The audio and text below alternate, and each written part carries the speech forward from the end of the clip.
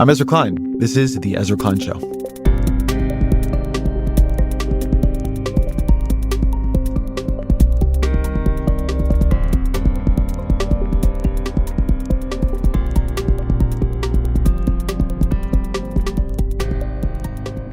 It's no secret that liberalism has its problems. Government struggles to build as much or as fast as it used to. Processes meant to be small d democratic get captured by special interests or paralyzed by polarization. Democrats have a lot of policy ideas and they even have policy wins, but they struggle with the fact they actually have to govern and so are accountable for a system that frustrates people.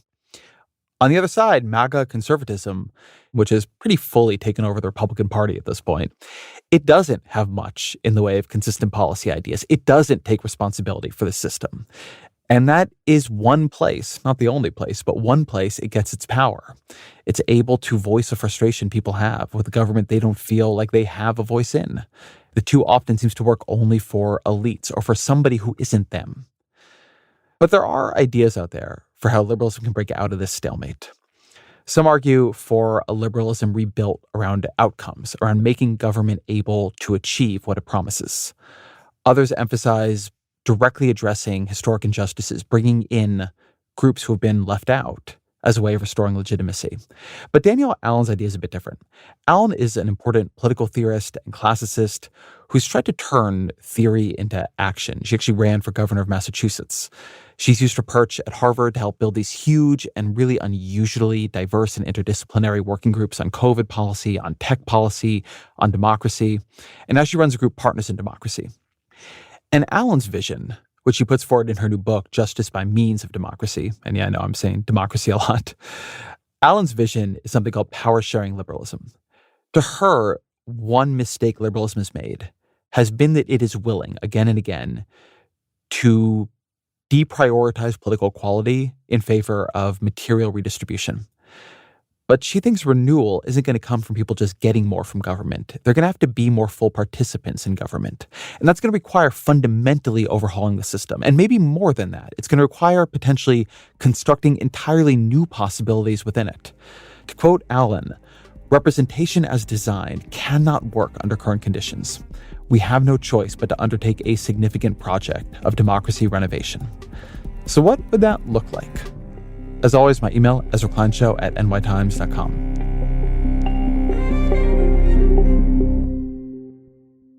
Danielle Allen, welcome to the show. Thanks, Ezra. Great to be here. So you had a fascinating essay not long ago where you outlined three basic strains of thinking about what the Democratic Party, what the left should become. You broke it down to movement progressivism, to abundance progressivism, and to your version, which is power-sharing liberalism. So I wanted to begin with the first two, the non-Danielle Allen ideologies. What are movement and abundance progressives, and what do you think they get right, and what do you think they miss?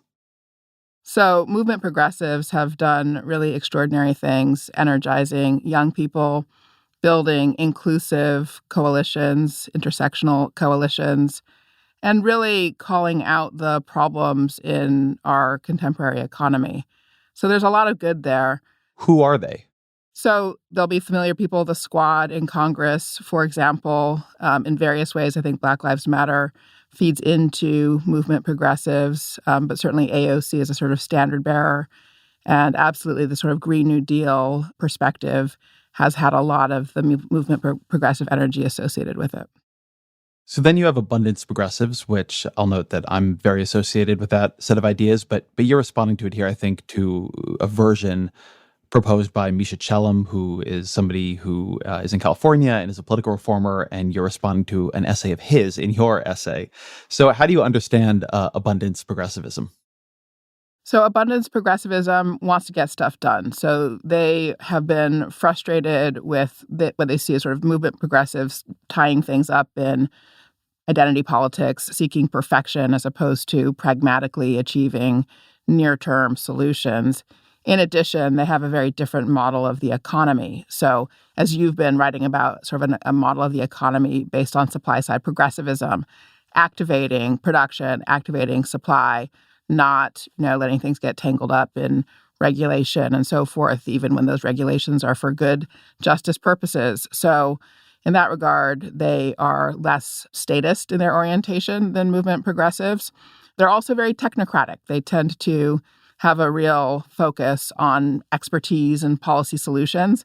They don't, for that reason, sort of tap into the same kind of grassroots coalition building energy as movement progressives have done. So let me offer two provocations on that, as somebody who's been sort of trying to shape some of this, which is one, I often think of abundance, or what I like to call supply side progressivism, as being in a way more statist, as its antagonist or its set of questions being around the ways in which the left has sometimes knowingly, sometimes unknowingly made it very hard for the state to act or to achieve the goals it sets out for itself. In many ways, one of the things that I find myself trying to unearth is what I think of as the anti-government progressivism that is often lurked in the heart of progressivism without being really admitted into the national narrative. And then the other thing that I thought was interesting about what you were saying is I don't often think of it as in tension, particularly with movement progressives as you define them, that a lot of the concerns there are about old processes that have been captured, NIMBYs, old regulations. In California, you have a lot of things built in the progressive era, right? The sort of early 20th century progressive era that people feel have drifted into playing a different purpose. And so there's a impatience or concern about a lot of process. But because so much of the process is old and the movement progressives are new, I don't really think of those two things as being quite so connected. I think the place that I've seen, people like Misha, for instance, make the case for abundance progressivism, they have absolutely focused on getting things done, effectiveness of government. So I wouldn't say that it's statist as such. Status is understood as sort of big state picture and an expectation that you deploy policy, from the top down with as much public sector dollars as possible. They tend to be, abundance progressivists, as I see it, tend to be much more interested in private-public, sort of mutual facilitation, redesigning mechanisms of governance so that the private sector can operate more effectively and the public sector can operate more effectively. So yes, there's an orientation towards process and procedure.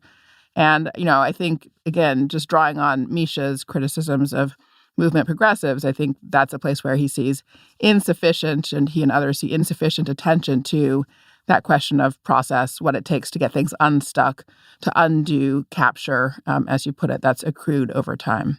I do think that point about process and legitimacy is important. I do think of an important idea here, and one that I think you challenge really interestingly, as being Nicholas Bagley, who's a law professor who I had on the show not long ago, makes this point that he thinks government legitimacy comes from its outcomes, comes from getting done the things that the people want done, not from having a legitimate or overly legitimate process, that he thinks liberals have erred by focusing too much on legitimizing through process and have not been concerned enough about the outcomes. So that does feel to me like one of the moves that abundance progressivism is trying to make, this sort of outcome-oriented focus as opposed to process-oriented focus. Does that seem about right? Yeah, no, I think that's fair, except, the only additional bit, right, is that it's an orientation towards outcomes that includes redesigning process to get to outcomes, but it's not process as such. It's not a view that if you just have an inclusive process, that's okay, nor is it a view that proceduralism is the answer to everything. So it is absolutely outcomes oriented, for sure. And so before we get to power sharing liberalism, I want to ask about one other faction that it feels like we should talk about here, but doesn't really get mentioned in the essay, which is the Biden administration, for lack of a better term for it, right? Normie Democrats, maybe Obamaism is the right way to think about this, because I think it's really in lineage to him and that administration. How do you understand what the center of the Democratic Party is? What faction and ideology that represents? Well, I think an interesting thing has been happening with the Biden administration. I think they actually really are trying new things in that regard. They're not really just a kind of continuation of Obama-era policies. They've really put energy and new thinking into a sort of form of industrial policy, for instance. That's a pretty dramatic change of direction. They're working really hard to rethink some of the sort of basic infrastructure for labor, for how you think about connecting people between labor, education, opportunity, and the like. Of course, they're driving really hard on the energy transition, but thinking of that in sort of really systematic ways. So I think in that regard, they share some of the aspects of abundance progressivism, certainly seeking a kind of abundance of renewable energy, for instance. They, I think, are not at a place yet where they have a real read on how to be effective across jurisdictional levels. So I see some, new things kind of coming into existence in what they're doing, but really constricted by the kind of clunkiness and antiquarian facts of our existing institutional arrangements. So tell me about what you call power sharing liberalism. So, power sharing liberalism is an effort to turn the dial on a long history of liberalisms that the Western world and this country in particular have seen. So, take liberalism in the first instance as committed to the protection of rights. That's what makes it sort of liberalism. So, protecting freedom of expression and freedom of association, but also freedom to participate, to vote, to run for office, to be one of the people that is co-creating the public norms and constraints that shape all of our lives. So liberalism is that sort of protection of rights, and power-sharing liberalism recognizes that all of the versions of liberalism we've had, 18th century, 19th century, 20th century, have always had a fatal flaw in their heart. And that fatal flaw was to reserve power to the few. So in classical liberalism, late 18th, early 19th century, political power is reserved to people who hold property, more or less white men for the most part, as property holders. Then even in the 20th century, as we begin to move towards some kind of universal inclusion, we get the right to vote for women. Finally, in the middle of the 20th century, we get voting protection for African Americans. We nonetheless see a political system that is still reserving power, concentrating power, in particular in elites of various forms, moneyed elites, technocratic elites, and the like. So power-sharing liberalism is really the goal to build in the 21st century a version of a rights-protecting constitutional democracy where power is genuinely shared throughout organizational structures, throughout political institutions. So there's a question in this about what power flows from. And one of the moves I understand you to be making, you should tell me if this is an incorrect understanding, is that most, I think, familiar forms of liberalism have understood power fairly materially, or at least have emphasized materialist forms of power, which is to say that they're interested in redistribution. They're interested in do people have enough money, both for sufficiency, but ultimately they're worried about power imbalances from money to the extent they think about power much at all. And that you think that there has been not a wrong emphasis, but an overemphasis on the material dimension of politics, such that you have a liberalism that is fine so long as there's enough redistribution, but isn't attentive to the degree to which people actually participate in the democracy and would be comfortable with a world where there was a lot of sufficiency, but actually not a deep form of democracy. And so that power has sort of been misdefined. Does that track? Am I reading you correctly? Yep, no, you've read me very well. So material matters matter, for sure. Folks need to be capacitated for political participation. So there needs to be a certain kind of material baseline. But it is absolutely the case that I take material questions, economic questions, as being for something else. That is, they are supports for the opportunity of people to live flourishing lives. And to live a flourishing life is to be empowered in your personal life, but also, again, in that co-participation, co-ownership of our public spaces and public life. Now, this is not to say that everybody has to participate, but that possibility, that real possibility for meaningful participation in public autonomy as well as personal autonomy is, I believe, necessary for human flourishing.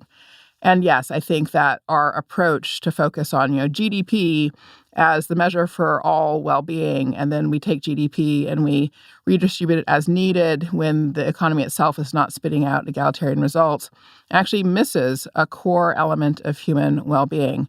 Focusing that way has permitted us to degrade worker power, worker empowerment. And in that context, it means that in all kinds of ways, we have blocked ordinary citizens out of steering the choices of the polity. So I am reanimating democratic purpose broadly and trying to embed that democratic purpose even in our political economy. Tell me a bit about the lineage of thinkers you feel yourself to be drawing on here? What tradition are you unearthing?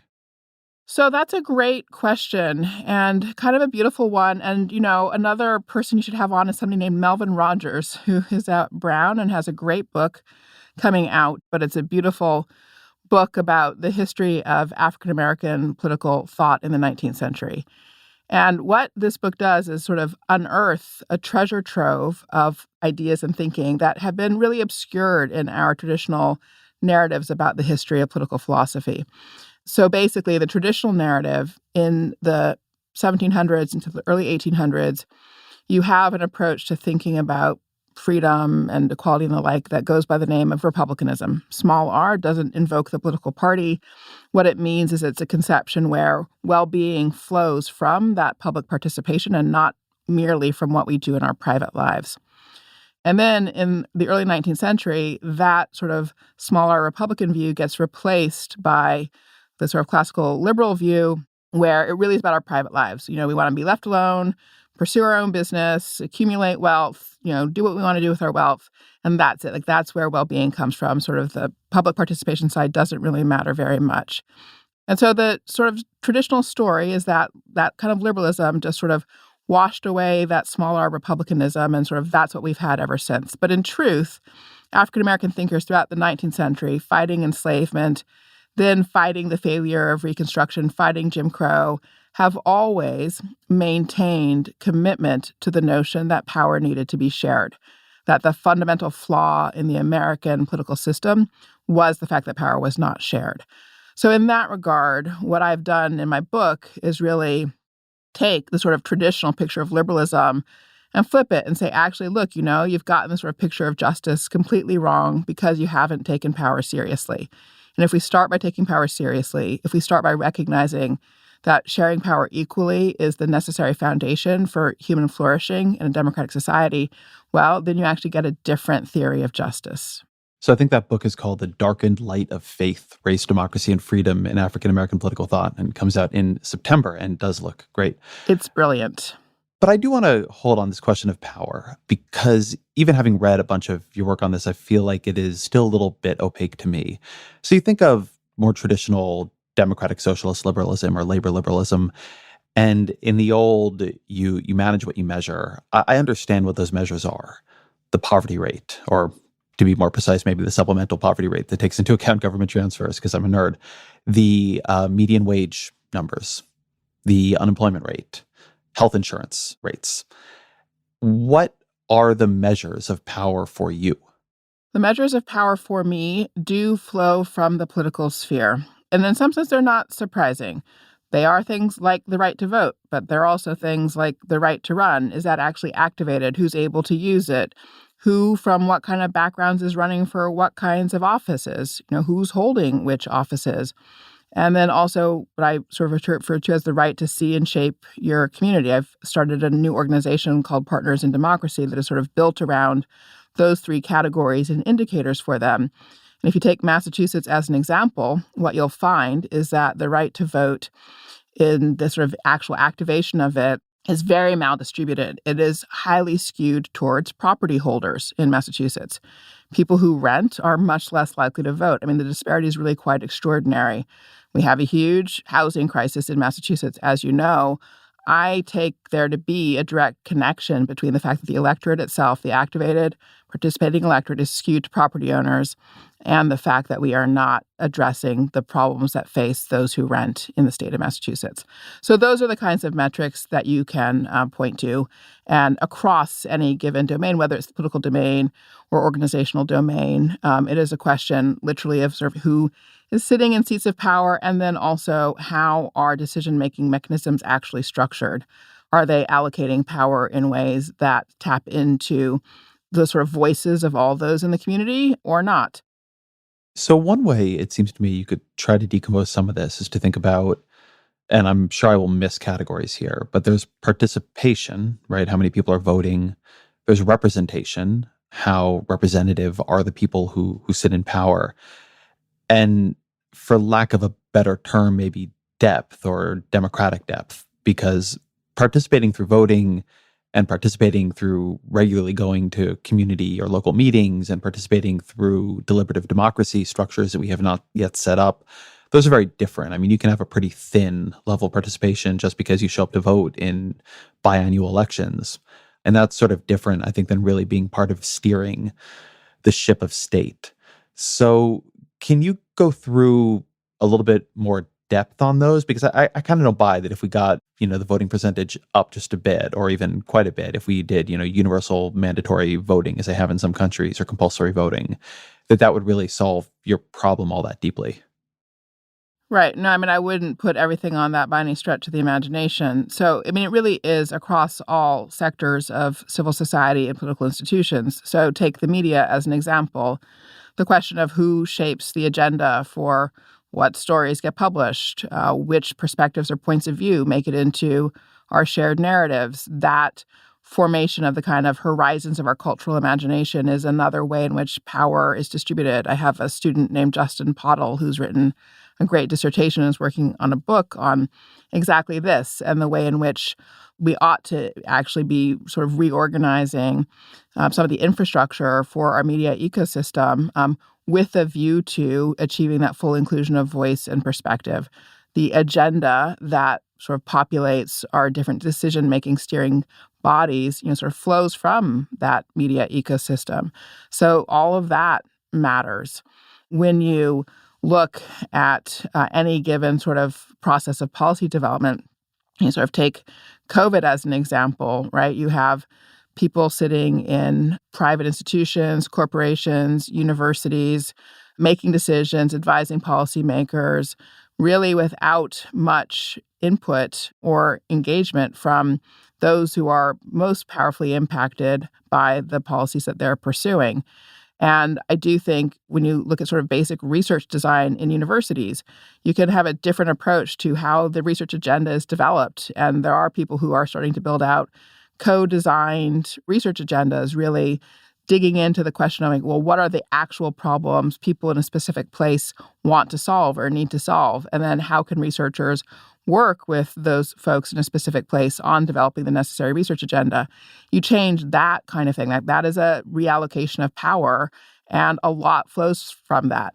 So it's not just voting by any stretch of the imagination. And at some level, I think it's a kind of, people can read this and feel it's a sort of like overwhelming concept because everything that you look at can achieve a more egalitarian distribution of power than currently exists.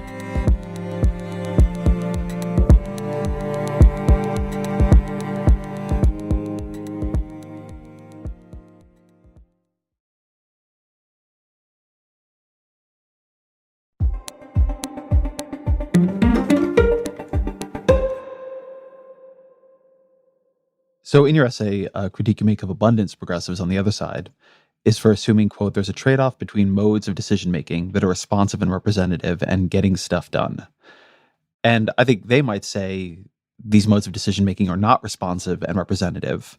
But the problem is that again and again and again, when well-meaning progressives create a bunch of new processes to be responsive and representative, eventually they become captured by special interests, by the status quo, by people who own a house now or don't want things to change.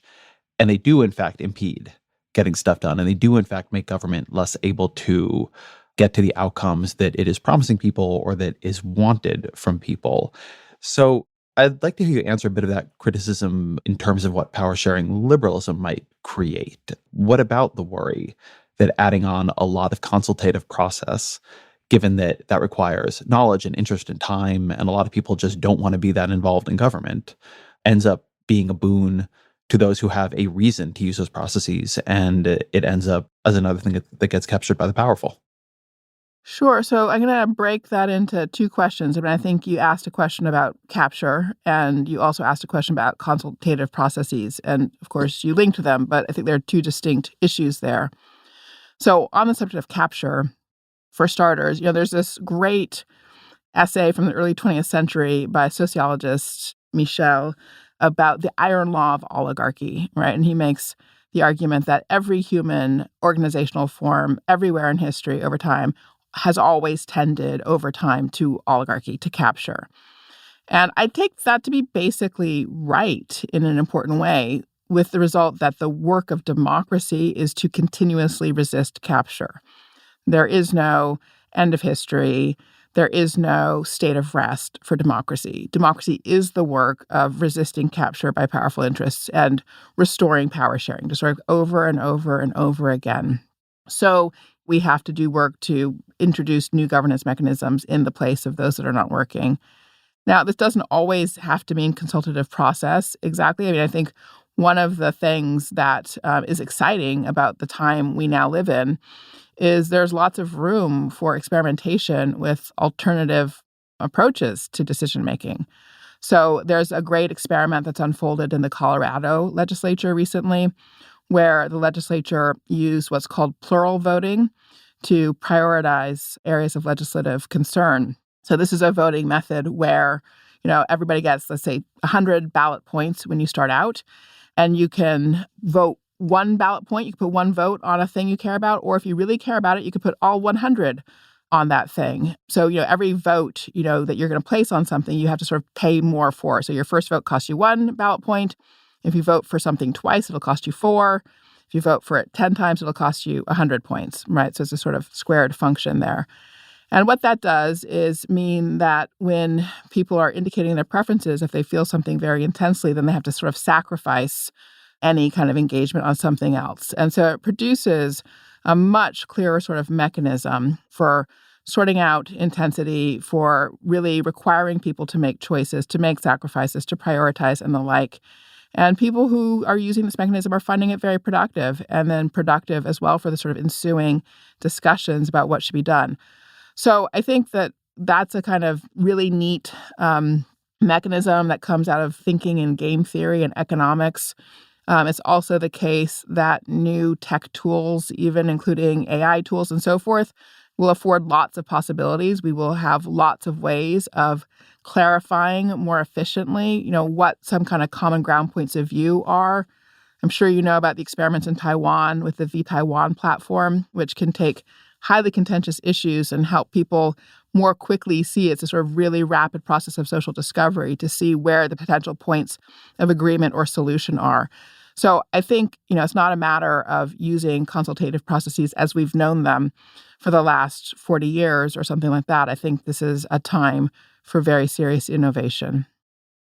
I always find myself very caught at this point, and I think it's good here to do what you did and separate out some of the different domains you could work in. So consultation and voting mechanisms. But you mentioned plural voting, or people might also have heard of it as quadratic voting.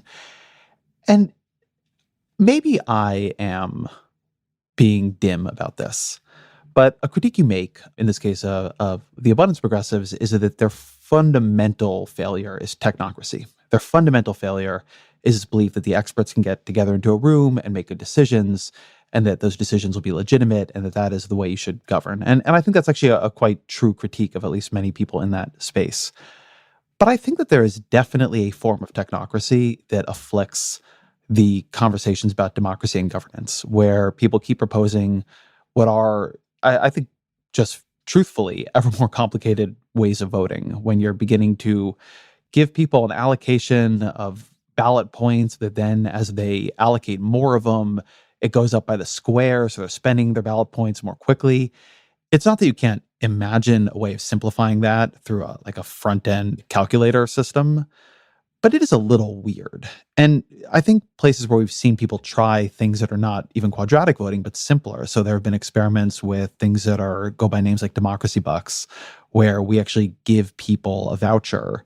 So the broad community has money to spend on supporting political candidates, with the idea being that we're going to democratize the money that candidates get, so that everybody has something they can spend on the political ideas of their choice. And we see very low take-up of that. I mean, it has been experimented with, if I'm not wrong, in Seattle. And it was very, very, very disappointing to the people backing that project how few people actually spent these free bucks they were giving them. And that was in a much less complicated structure than quadratic or plural voting. So I guess I'd push this critique back at you. Isn't there a danger of technocracy here, and particularly a danger of thinking that too many people are like Daniel Allen, or frankly like Ezra Klein, which is they'd like to spend a lot of time thinking about ever more interesting ways to be involved in government. But in fact, like what we see again and again is people don't want to spend that much time on it. What they want is for things to run pretty well. And beyond that, to not really be that bothered. Again, I'm going to break your question into two parts there. Break it So, into as many parts as you'd like. and the first one about democracy renovators, as I call myself, as technocrats, which there's a lot to talk about there. And then the second one about what does participation mean in the lives of most people, as opposed to those who sort of most intensely are motivated by democratic commitments or something of the sort. So, I mean, yes, you are 100% right that the democracy renovation field, or democracy reform field, as it's often called, is powerfully afflicted by the problem of technocracy. And that is something I've also been a critic of, for what it's worth. So in the work that we're doing in Massachusetts, I mean, one of the things we're working really hard to do is to draw a connection between any given democracy issue and substantive outcomes. So right where you started, in other words. So, for example, in Massachusetts, we don't have same-day voting. People have been fighting for same-day voting for 20 years. It's held up because, various parts of the leadership in the state legislature are not interested in it. But people have been fighting for 20 years. Who is at the short end of the stick of that? It's really people who rent because they move, their addresses change, they have to have registered, in prior to the last 10 days before an election. And if they haven't gotten it done, they can't vote. And that just doesn't happen to people who own property and stay in one place. So in that regard, there are a lot of housing justice groups, advocacy groups in Massachusetts. And one of the things I'm doing is sort of making the case, if you care about housing, if you care about changing the dynamics around the rates at which rents are rising and the like, it's really, really important to also connect that to the same-day voting issue. So I do think that the sort of critique of the abundance progressives that any given effort needs to deliver for people materially in their lives is absolutely right. I mean, so democracy isn't just about the abstraction. The point of democracy is it's supposed to support human well-being. So, in the ancient Roman phrase, salus populi suprema lex esto, right? Like the health and well-being of the people is the supreme law. That Roman phrase is what lies behind the language of both the Declaration of Independence and the Constitution. When the Declaration talks about achieving safety and happiness for all of us, and when the Constitution talks about the welfare, the general welfare, it is exactly that same concept of salus populi, the health and well-being of the people.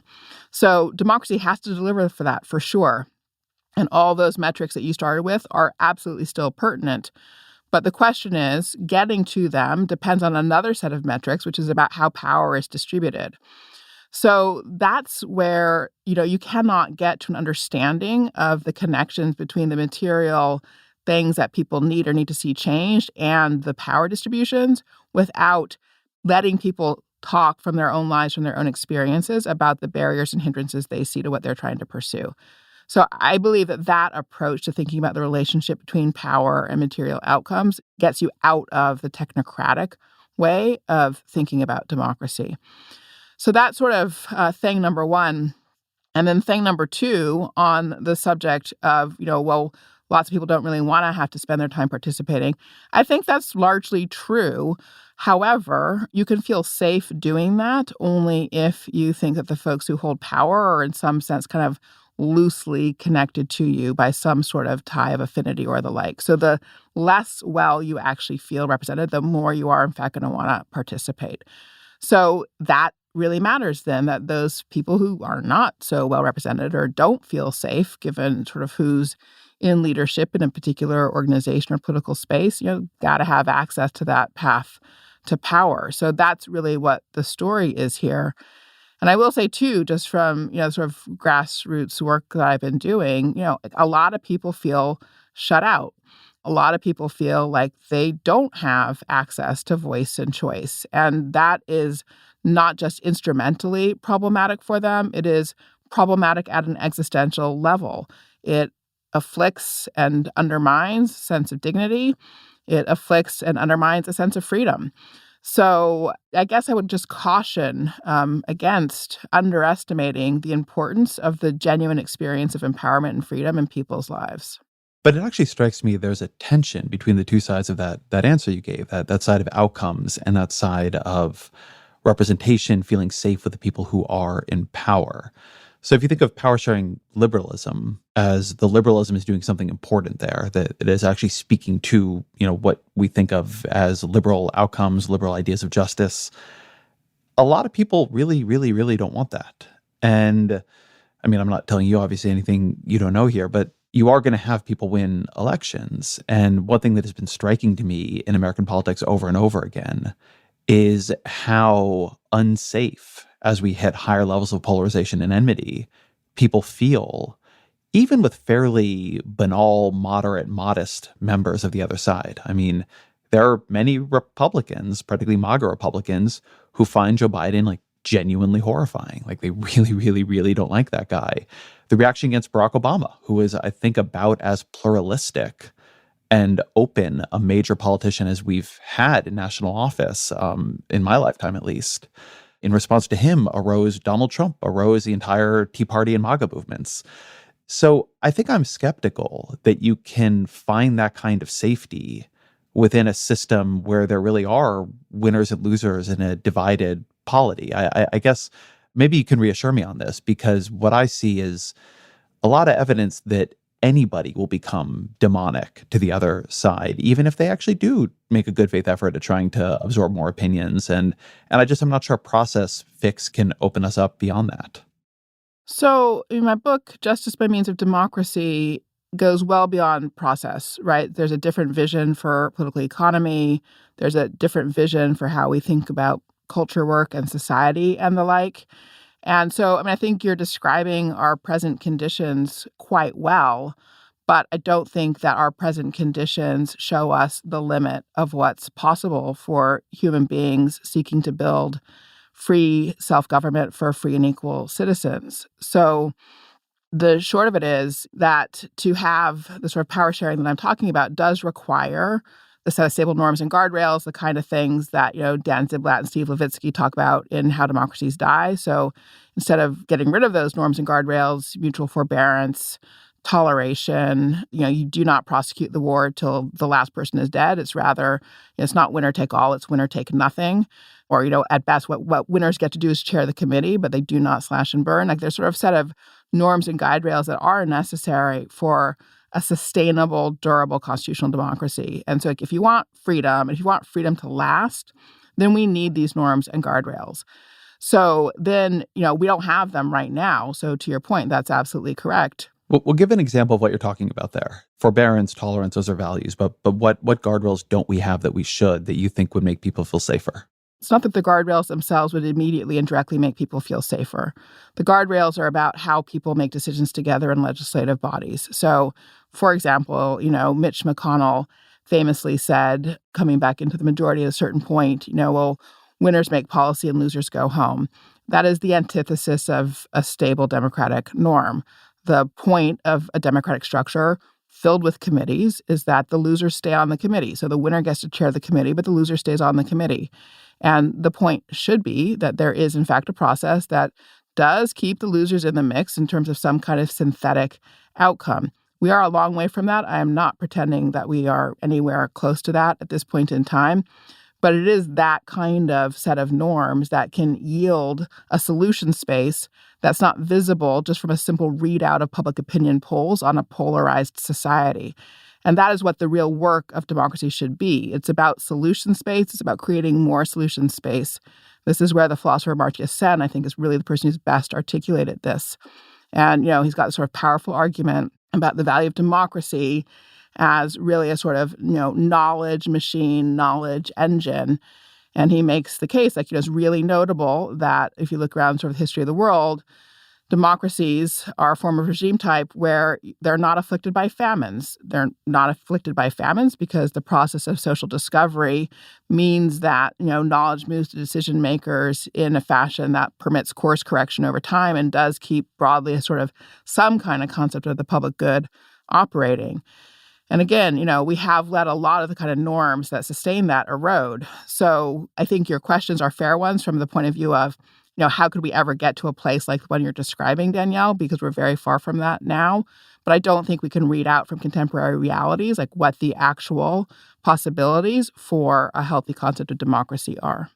I think Mitch McConnell is a good figure to think about a bit here, because I think one of the innovations he is most associated with, and he did not start this, but I think he's taken it to, or did at various points take it to an extreme, is the utility of the filibuster to enhance division as opposed to deliberation. And so I think if you step back on the US Senate, you might say, hey, this is great. This actually implements what Daniel Allen is saying. The losers don't have to go home because, in fact, the Senate has a supermajority requirement such that the winners cannot pass very much without bipartisan support, because very rarely does anybody have 60 votes in the Senate. And so you might think, okay, great. The more filibustering there is, or the more powerful the filibuster is, the less polarized the Senate is going to be, the less polarized we're going to be as a country.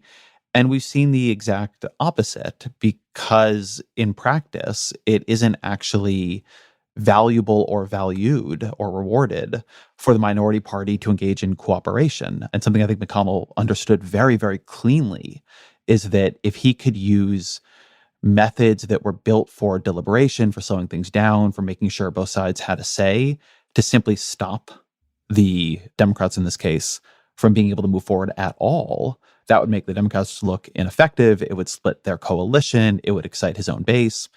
And on the other side, the kinds of Republicans who over and over again at various moments did decide to try to move into a bipartisan space. I mean, many of them got primaried out in the Tea Party primary waves. They got knocked out in primaries by people like Donald Trump and the voters who supported him.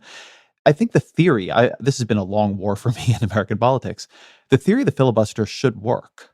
It's just that it doesn't, because it doesn't seem to be the thing. Like, voters could reward the politicians who acted as a filibuster says they should act and come together. But in fact, we've seen, particularly on the right, though not only, that this actual rule that should create a ability for the minority to be always involved actually creates a way for the minority not to be involved, but to be obstructive. And in being obstructive, to have a quicker path back to the majority, and in doing that, to sort of further divide things. So what did then the filibuster get wrong? How does that sort of fit with your thesis here?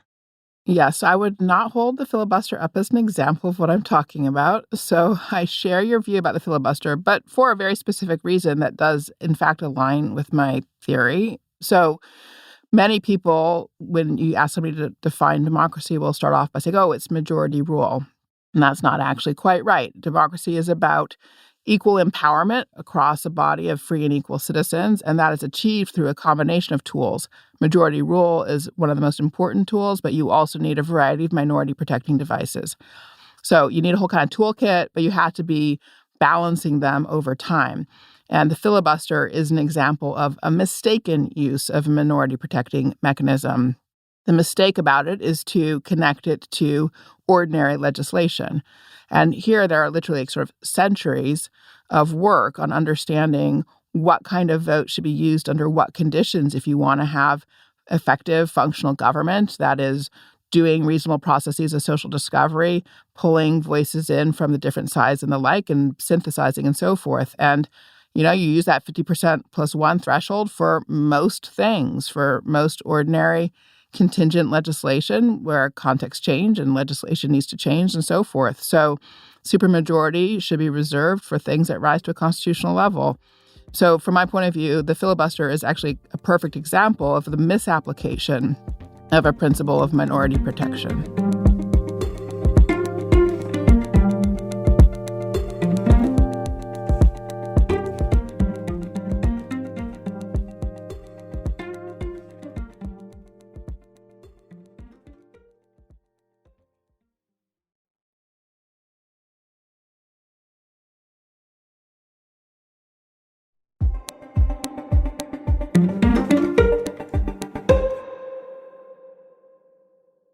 So you were a co-chair of this big bipartisan commission, Reinventing American Democracy for the 21st Century. And that report is available freely on the internet. I really like it. I think people should download it and look at the recommendations.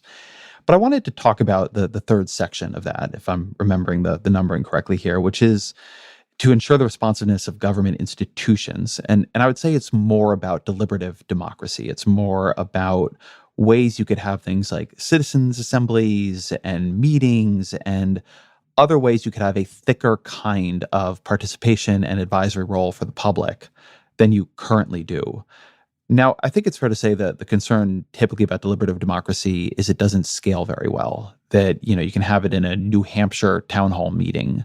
But when you're talking about the number of issues we face nationally, when you're talking about how big the country is, you just can't really make that work. But we also live in this world of new digital tools, so maybe you can.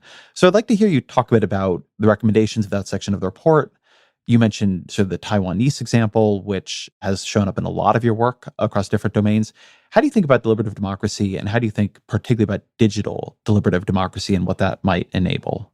So my original training, my original background is as a scholar of ancient Greece, right? So that is kind of the example of deliberative democracy, the 30,000 citizens, white male citizens of ancient Athens, gathering in the assembly, some 6,000 of them usually showing up for an assembly in a city that was 250,000 population, there across from the Acropolis, with orators standing on this big stone stage and, in fact, somehow managing to project across space through to the 6,000 people who were there. So in that regard, deliberative democracy, I have a soft space in my heart for it for sure, and always have. That said, I do think that representative institutions are a powerful invention. And so I see the value of the deliberative sort of tools and techniques that we have as things that can help us improve our existing structures of representation. So by and large, our common purpose report also pursues that approach. That is to say, we seek the sort of integration of these tools into existing structures of representation rather than their replacement. So, yes, I mean, the Taiwan example, the use of a tool called Polis is a good one. It's a tool that can surface the spread of opinion, help people see potential areas of consensus and common agreement more rapidly. Members of Congress would benefit from access to tools like this. They're sort of significantly improved beyond opinion polling, in other words. One of the problems with opinion polling is precisely that it doesn't actually provide any opportunity for reflection that is built on learning. One of the greatest values of democracy is precisely that together we can, in fact, be much smarter than we can be as individuals. So all the places in the report where we proposed integrating elements of deliberation, whether that's participatory budgeting at the municipal level, whether that's having members of Congress have access to deliberative assemblies and deliberative tools to improve their own learning about what the issues are in our society. Those are really about improving that process of social discovery, where we learn together about the shape of the hardships that we're facing. We see solutions that can emerge into visibility because of that collective work when we can't actually get to them from any specific point of expertise or any single isolated position. So that's really the picture. And so, I mean, you're asking a different kind of question, really, I think, which is about that experience of participation. And I think, you're asking both what makes us think that people are going to want it, and, why do we think that it is valuable too beyond the sort of payoffs that I'm describing. I think we see a lot of evidence that people want it where participatory budgeting is used around the world. People love it. People enjoy it. People are really glad of the opportunity to help steer the direction of their municipal budget or identify needs that are going otherwise unnoticed by their central administrative bodies. So the reason we see a lot of people sort of feeling the drag of participation is because right now it's really hard to participate. And it will always be hard in the sense of taking time and a tax on time. But that's where I think, we need an economy that supports that. We need a workplace where we're not talking just about work-life balance, but we're talking about work-life civic balance so that people have the time to participate. And then we actually need, non-opaque structures to participate in. We have a huge opacity problem, which is a real tax on people's experience of the kind of creative joy of participation. One of the things I think is interesting is how actually little innovation there is around small d democratic governance. It's like whatever we had 50 years ago, we're just remixing that back and forth. I would like to go more deeply into an example because honestly, I think this can be a little airy. So could you talk in some detail about whichever one you think is the best example for grounding this theory a little bit. What makes this kind of depth of participation possible? What does it feel like? You mentioned being able to feel a little bit of that joy of being in the process. What have you seen and how does it work when that occurs? Well, this is not a fancy example, and it doesn't draw on new technologies, although it did at the time. But if you go back to the 0708 Obama campaign, the first campaign, particularly in the primary, what the Obama campaign did was produce all these sort of DIY kits. It was 0708, so it was still super early in the days of social media. And people were empowered to run their own community groups, basically their own community organizing spaces. People learned how to organize. They learned how to recruit other people into participation. They were empowered to use the time and space to name the issues that mattered most to them. And at the end of the day, I think that the Affordable Care Act came out of that because across the country, people at a grassroots level were figuring out that the thing that was hardest and worst in their life was the healthcare system. And those conversations transformed people's lives. I mean, the number of people who experienced that, who participated in that, who continue to be politically active today because of that is really quite remarkable. So that sort of body of people, what they experienced with tools put in their hands that were sort of empowering and that then yielded a process of social discovery, that yielded a major social transformation, that realization that it's possible has, as I said, kind of motivated people to continue participating.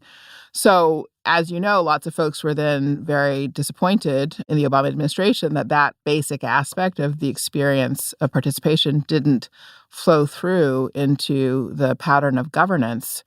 But it is the case now that there are experiments all over the country of people trying to do quite similar things. And now the resources really are amazing. They're much better. So I was yesterday, again, here in Massachusetts, at a launch of a new tool called the Massachusetts Platform for Legislative Engagement. And what this is a combination of a bill tracking tool, but also a tool that permits people to post testimony. And the purpose is to try to bring into the light the sort of actual process of who's testifying on what bills, which voices are legislators listening to, and the like. We, as it happens in Massachusetts, we rank very low on transparency scales. There are no sort of public records requirements for the legislature. It's very hard to know who's testified on what bill at all and so forth. So there's a kind of community of people that have formed around the work of creating this as a pure volunteer effort. And now they're working to connect all the different sort of advocacy organizations in the state. And as they do that work, I mean, what they find over and over again is there's a very profound hunger for things that link clean information to the ability to see what's happening in decision-making bodies and then contribute your voice to shaping that. So, about a year ago, maybe 2 years ago now, you were one of, I think it's 6 authors on a paper called How AI Fails Us. And I think it's an interesting paper from this perspective because one of the main points you make there is that the way AI is being built, designed, conceptualized, and potentially implemented is very centralizing. There's a neat move in the paper where you and your co-authors say, look, when they say they're solving the problem of intelligence, if you really look at it, what they're trying to do is solve the problem of central planning. They are trying to solve the problem of how you can have a system that plans effectively without actually all that much input at all. So we are now in this era where AI is kind of everywhere and everybody's talking about it. And we do seem to be at this inflection point for how it will develop and how it will be implemented. So can you talk a bit about what you were worried about in that paper and what you've seen since? Sure. So the paper is sort of really focused on some of the kind of core concepts that have governed a lot of AI development and AI thinking, even some of the concepts that are a little bit more 30,000 foot or metaphorical. So, for example, singularity. So the idea that the goal is to achieve an intelligence that aligns with the sort of singularity of human intelligence. And our sort of basic starting point is the recognition that human intelligence is plural and human societies are pluralistic, and human flourishing is at its most robust when that pluralism and that plurality of forms of intelligence is supported. That as a species, we maximize our capacity not by sort of resolving ourselves all into a singularity, a sort of homogenizing force, but rather by activating and supporting the sort of full deployment of our plurality. So the paper is sort of arguing for a different paradigm for technology development. The idea that we could design to support and activate the many kinds of human intelligence, to support and activate healthy forms of human pluralism. And there are people who are experimenting in this regard. There's a new institute, the Plurality Institute, and it is a convening space for technologists and academics who are trying things out. There are folks who are sort of working to design technologies that help people bridge lines of division. So instead of, rewarding people for ever more outrageous things that reinforce division, you can really structure different kinds of incentives into social media platforms and the like. So there are those kinds of experiments going on right now. And in terms of the current moment, I mean, it's a really big moment, as you know, and as you've already, written about in such important ways. So with the release of GPT-4, right, we really are at a phase shift in terms of what the kind of capacity for these tools is. And so things are moving very fast. There's just a real imperative for all of us to do the work of figuring out what the sort of combination of societal norms, legal guardrails, and the like should be for the use of these technologies. One of the things I was thinking about when I was reading that paper is it's a very profound point that intelligence is collective, it is relational, it is situational.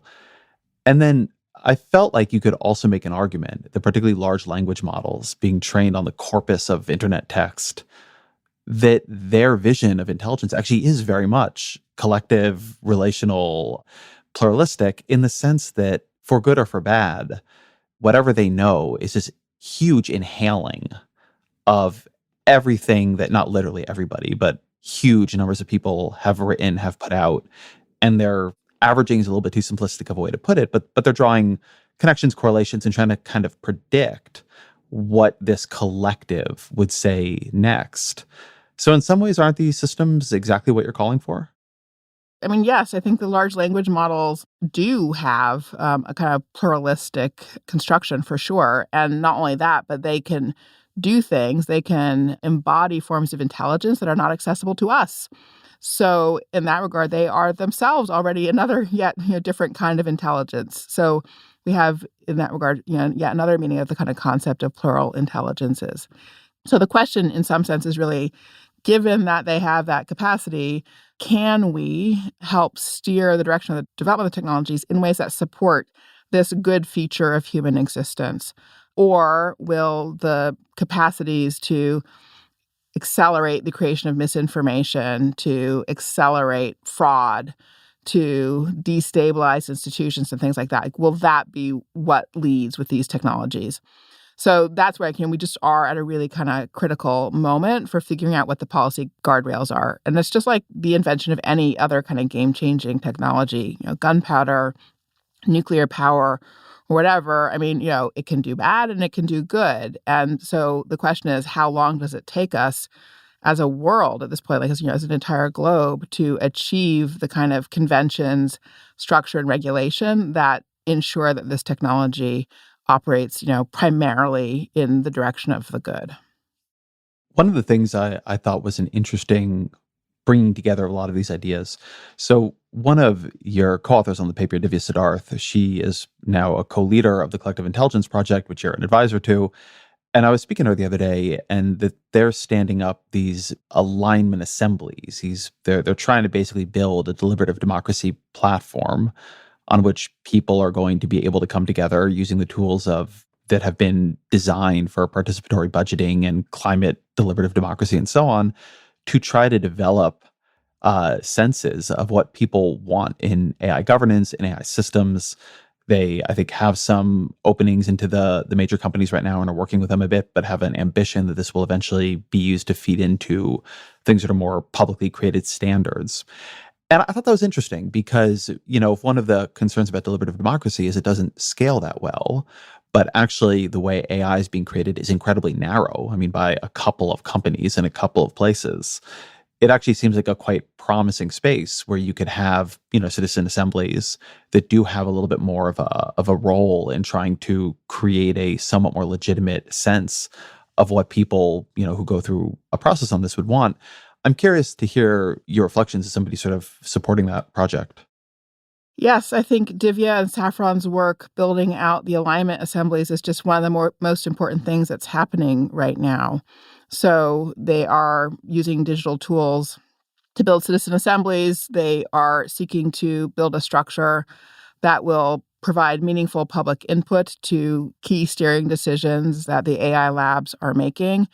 The challenge, of course, is to figure out, well, what exactly does meaningful public impact mean in this kind of context? Got to make sure that you're capturing perspectives from many different parts of the world. So there's a kind of necessary element of scale in it. But of course, there's also a real imperative for speed. We're all at this point, I guess, expecting ChatGPT 5 by the end of this calendar year. And so things are moving really fast, and we just don't actually really know what the impacts of these capabilities are likely to be. So the kind of pressure is, how do you design for speed and reasonable scale to support legitimacy in the near term? But yes, I mean, and they can do this, right? They can do this work and they can get meaningful public input in a way that governments at this moment in time can't move fast enough to do. So that sort of brings us back to the beginning of the conversation, when you were making the point about abundance progressives and their kind of concern about the sort of lack of nimbleness that our current governing institutions have.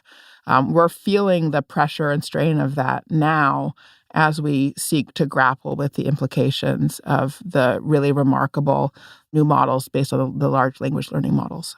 One critique you could offer, though, of that project, which I think is a very common critique made of deliberative democracy and more broadly just democracy, but it maybe bites with real force when you're talking about something like AI systems, is that what is the value of having people without technical expertise weighing in and controlling things that are highly technical? I mean, if, the assembly comes up and says, hey, we want this to be legible and we want to be able to know what the system is doing, and the people who are making them say, that's not really possible. We don't know how to do that in these models. To do that is to basically break the whole approach. Who's right and who's wrong there? I think there's always a suspicion that to have deliberative democracy means you'll be having people who don't have enough expertise to have well-founded opinions, gumming up the works or maybe coming up with ideas that are really bad. And that has been an impediment to it, and I think probably would be here too. So how do you think about that, or how do you answer that? Well, I think that is somewhat of a misconception, honestly, of sort of what deliberation can and should do. So, I mean, the first job of deliberation is to establish the steering direction with regard to basically values. Like, what do we actually care about here? What matters to us and why? And that is something that you cannot use technocrats to do. That is exactly a human question over and over again. It is the sort of the first human question. It is the human question that roils politics, of course, but that's the thing that you need deliberative assemblies to address. And so if assemblies say, we want to know what's going on, and then technologists say, well, you can't if we have systems of this kind, then there's a thing to negotiate. Then that's the work to do. It's like, what's the relationship then between that desire to know, that need to know, and the fact that technology can't deliver it? Does that mean we try to call a halt to it? Does that mean that we develop a different kind of bridge, et cetera? So, the fact that there's a kind of discrepancy between the values people may articulate and what technologists think they can deliver is the beginning of the work, not the end of it. I think that is a good place to end this conversation, though. So, always our final question: what are 3 books you would recommend to the audience? Well, there's the Melvin Rogers book that I am still failing to remember the precise title of, so you'll have to say the title of it again. It is The Darkened Light of Faith. The Darkened Light of Faith. Exactly. Thank you. So Melvin Rogers, The Darkened Light of Faith. And I'm sure you probably know Max Tegmark's Life 3.0. And third one, Helene Landemore, Open Democracy. Danielle Allen, thank you very much. Thanks, Ezra. Good to be with you.